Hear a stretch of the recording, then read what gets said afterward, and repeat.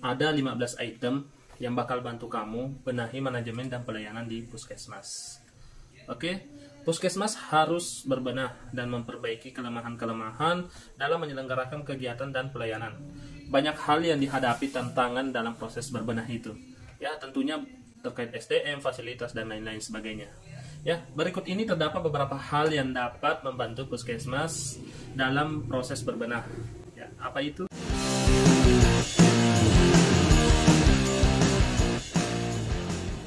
Yang pertama adalah komitmen setiap pegawai dan lintas sektor. Ya, kita berkomitmen artinya menyatakan tanggung jawab untuk bekerja dengan semangat. Bukan hanya komitmen internal yang diperlukan, tetapi juga komitmen eksternal. Ya, itu yang sangat penting, seperti lintas sektor dan masyarakat itu sendiri. Untuk menyatakan keterlibatannya dan bersama-sama puskesmas mewujudkan masyarakat kecamatan yang sehat. Bukankah itu yang kita inginkan di puskesmas? Oke, kemudian yang kedua adalah koordinasi, konsultasi, serta pengarahan dan pembinaan. Jadi salah satu tanda puskesmas yang sakit yaitu kurangnya komunikasi dan koordinasi interpersonal. Pegawai puskesmas harus bekerja mengedepankan komunikasi dan koordinasi, teman-teman. Kita harus menghilangkan ego profesi atau ego jabatan, ya. Dan tentunya kita harus saling mendukung dan melaksanakan kegiatan itu bersama-sama. Komunikasi dan koordinasi kita kategorikan menjadi dua, yaitu komunikasi dan koordinasi secara internal dan eksternal. Pegawai puskesmas harus duduk bersama, teman-teman, dalam menentukan dan mengidentifikasi peran lintas program dan peran lintas sektor untuk menunjang pelaksanaan kegiatan. Selain itu, juga harus ditentukan dan disepakati alur kewenangan dan alur komunikasi kerjasama antar pengelola. Misalnya nih, kegiatan kelas ibu hamil ya contohnya. Programnya adalah kesehatan ibu dan anak. Artinya yang punya program itu adalah KIA, yaitu kesehatan ibu dan anak. Namun perlu diidentifikasi peran dari program lainnya dalam kegiatan tersebut seperti Promkes. Ya, Promkes itu bisa mengisi kelas ibu hamil loh dengan penyuluhan interaktif atau dari segi advokasinya. Ya, gizi juga bisa mengisi materi mengenai gizi saat ibu hamil dan seterusnya. Ya, peran ini harus diidentifikasi, kawan-kawan. Begitupun peran dari lintas sektor perlu diidentifikasi melalui rapat lokmin lintas sektoral pertama. Hal ini sangat bertujuan untuk program yang ada di puskesmas agar diketahui dan didukung oleh lintas program maupun lintas sektor dengan ikut andil berpartisipasi baik secara regulasi maupun secara teknis di lapangan. Jadi seperti itu, teman-teman. Kemudian budaya konsultasi, pengarahan, dan pembinaan juga harus digalakkan di puskesmas, teman-teman. Jadi penanggung jawab program, kepala tata usaha, dan kepala puskesmas harus rutin memberikan arahan dan pembinaan secara periodik yang terjadwal baik melalui rapat lintas sektor, apel pagi, pendampingan di lapangan, menelaah dokumen kegiatan, dan capaian kinerja. Hal ini bertujuan agar kegiatan yang ada dipantau dan pelaksana kegiatan serta pelayanan mendapatkan motivasi setelah mendapatkan pengarahan dan pembinaan dari pimpinan. Ya, penanggung jawab program dan pimpinan mengarahkan dan membina dengan pendekatan personal agar pegawai merasa telah diapresiasi kerja keras mereka. Ya, sebaliknya itu budaya konsultasi pun harus digalakkan di puskesmas. Komunikasikan sesegera mungkin jika ada kendala atau ide inovasi dari pelaksana program atau pelaksana pelayanan kepada penanggung jawab program dan pimpinan agar ditindaklanjuti sesegera mungkin, teman-teman. Sering-seringlah puskesmas melakukan program transfer knowledge, misalnya dari Bikor nih ya, atau dari tim IT sharing mengenai pengoperasian komputer sebagai skill dasar gitu loh, agar teman-teman di puskesmas atau pegawai lainnya itu nggak gaptek ya. Jadi harus sering sharing knowledge atau pengetahuan. Kemudian yang ketiga, perkuat visi misi, tujuan, tata nilai, dan kebijakan mutu.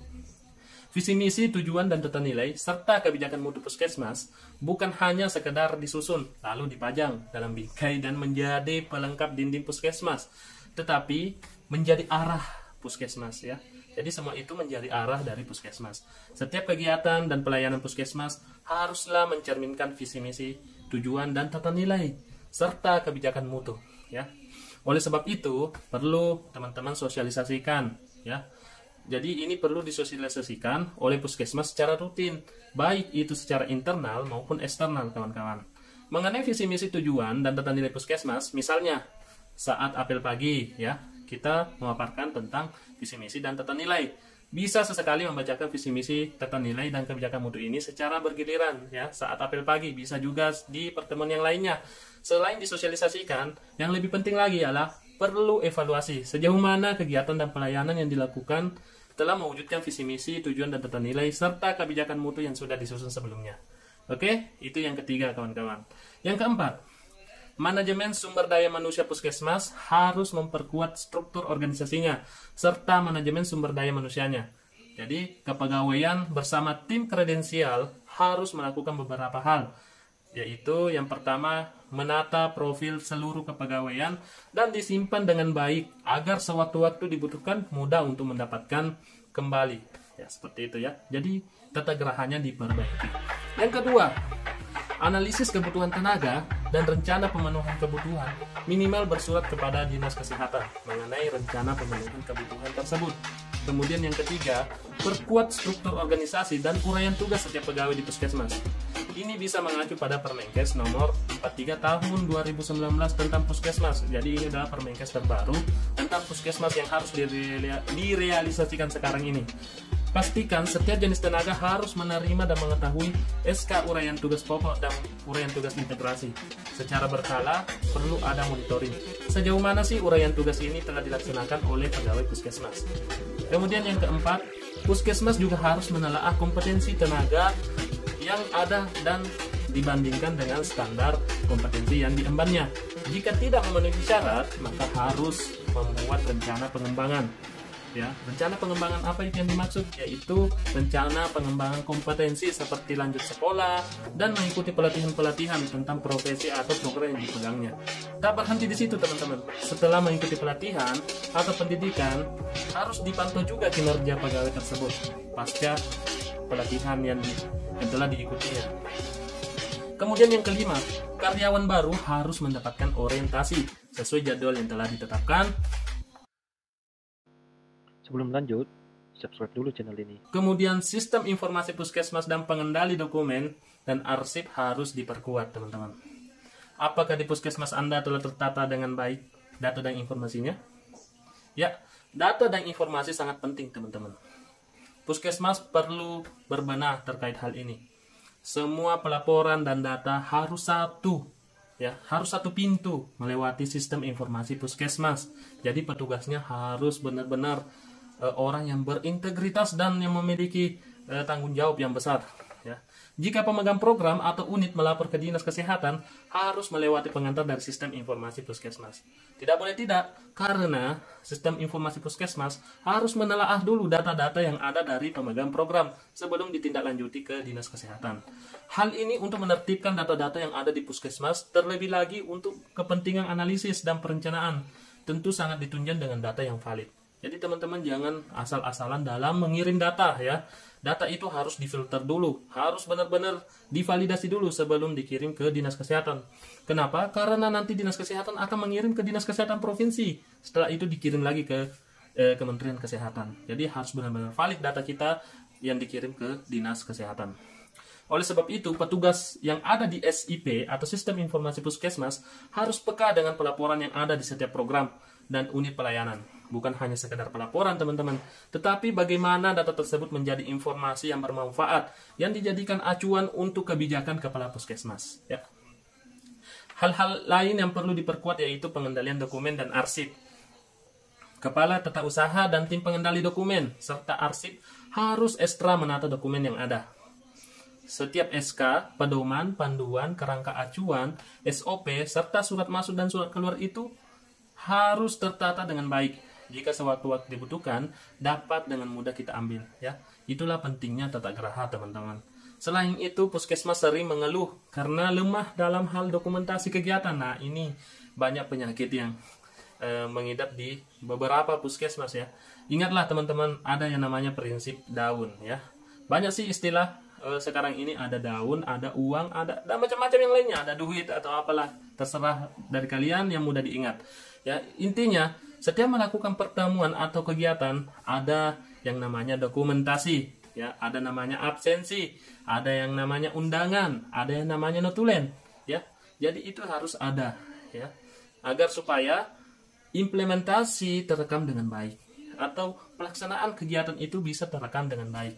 Kemudian yang tips yang kelima adalah tertib administrasi harus dipatuhi, teman-teman.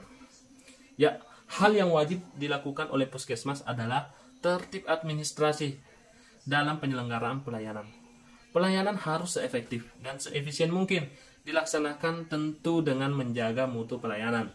Puskesmas harus menyusun prosedur kegiatan dan duduk bersama menyepakati tata naskah yang ada, alur pelaporan, alur pendokumentasian, dokumen dan lain-lain sebagainya, ya. Jadi khusus tata naskah ini sangat penting bagi puskesmas. Kenapa? Karena tata naskah ini menyeragamkan format-format yang ada di puskesmas, teman-teman. Misalnya nih, format SOP, format notulen, format absensi, format pelaporan, dan lain-lain sebagainya diatur dalam tata naskah tersebut. Oleh sebab itu, pedoman penyusunan dokumen dan tata naskah ini harus disosialisasikan ke semua pegawai yang ada di puskesmas, teman-teman. Jadi jangan sampai terjadi, ya, misalnya staf UKP beda formatnya, beda kopnya dengan yang ada di admin maupun di UKM. Awalnya akan terasa berat, teman-teman, akan terasa berat sekali. Kenapa? Karena kita belum terbiasa dengan semua itu, ya. Namun dengan saling mendukung pasti akan terlaksana dengan baik, yakin itu. Kemudian yang keenam, yaitu peraturan internal dan indikator perilaku klinis harus dilaksanakan puskesmas dan harus menyusun dan menyepakati bersama peraturan internal ini. Intinya menyepakati bersama peraturan internal, ya, yang mengatur perilaku setiap pegawai, ya, bahkan kepala puskesmas sekalipun. Apa saja peraturan internal tersebut? Misalnya nih, budaya malu, ya, malu datang terlambat, malu pulang cepat, malu kerja tanpa SOP, dan lain sebagainya. Begitu juga dengan perilaku klinis harus ditetapkan, misalnya penggunaan alat pelindung, ya. Jadi teman-teman harus menetapkan di SOP teman-teman itu alat pelindung diri, ya, seperti sarung tangan dan lain-lain sebagainya. Harus ada petugas yang ditunjuk untuk memantau indikator perilaku ini secara berkala. Jadi ada pengawasnya, teman-teman. Peraturan internal tidak dibuat saja gitu, tidak dibuat saja di atas kertas, akan tetapi harus tetap diawasi, ya, dan dikontrol oleh petugas yang telah ditunjuk oleh kepala puskesmas. Hal ini bertujuan untuk menjaga kualitas SDM, tentunya kualitas pelayanan di puskesmas. Jika ditemukan masih ada pegawai yang tidak mematuhi indikator perilaku ini, maka perlu dilakukan pembinaan. Nah, disitulah pembinaan mutu, teman-teman, ya. Oke, kemudian yang terakhir di part ini, ya, di part video ini, yaitu yang ketujuh, manajemen resiko dijalankan dengan baik, ya. Penyelenggaraan kegiatan dan pelayanan akan diperhadapkan dengan resiko yang akan menghambat atau menimbulkan kerugian, sehingga harus dimanage dengan baik. Puskesmas harus menentukan di mana area prioritas, fungsi, dan proses pelayanan atau kegiatan mana yang perlu dibenahi. Ini ditentukan dengan 3H dan 1P, yaitu high risk, high volume, high cost, dan kecenderungan terjadi masalah atau problem prone. Proses selanjutnya yaitu identifikasi risiko bisa melalui audit, ya, keluhan atau insiden yang terjadi, kemudian dilakukan analisis risiko, bisa menggunakan metode severity assessment dengan memilih kejadian yang akan diinvestigasi, ataupun root cause analysis, ya, untuk menganalisis akar penyebab kejadian yang telah terjadi, atau FMEA atau failure mode and effect analysis yang bersifat hipotesis. Prinsipnya adalah petugas yang berkewajiban mengaudit harus peka mencari penyebab masalah, ya, apa yang terjadi, mengapa bisa terjadi, apa yang bisa dilakukan untuk mengurangi kejadian tersebut, dan seterusnya hingga diperoleh akar penyebabnya. Kemudian dibuat rencana tindak lanjutnya untuk mengatasi kejadian yang beresiko atau meminimalkan potensi risiko yang terjadi di kemudian hari. Oke, sekian teman-teman untuk pembahasan ini. Ya, selanjutnya untuk pembahasan berikutnya di part kedua video ini. Dan jangan lupa teman-teman, agar tidak ketinggalan video terbaru di channel ini, jangan lupa di subscribe. Tinggalkan saran terbaik kalian di kolom komentar. Dan jangan lupa bagikan video ini ke teman-teman kalian. Barangkali ada teman-teman kita yang butuh informasi terkait akreditasi, terkait kegiatan-kegiatan di puskesmas, maka video ini sangatlah tepat buat kalian. Oke, terima kasih telah menonton video ini dan jangan lupa mari kita jaga kesehatan dan salam sehat.